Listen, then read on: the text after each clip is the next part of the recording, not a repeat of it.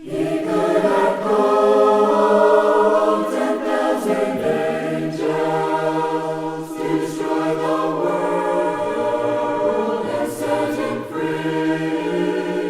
He could have called 10,000 angels, but he died alone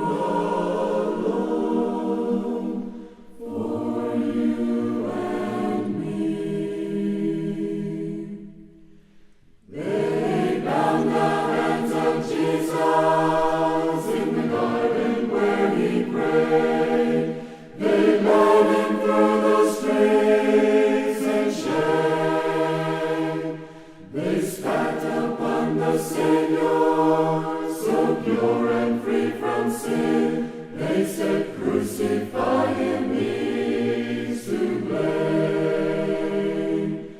Upon his precious head they placed a crown of thorns. They laughed and said, "Behold the King." They struck him and they cursed him and mocked his holy name. All alone he suffered everything. When they nailed him to the cross, his mother stood nearby. He said, "Woman, behold thy son." He cried, "I thirst for water," but they gave him none to drink.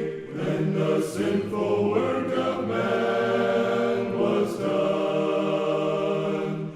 To the howling mob he yielded, he did not for mercy cry.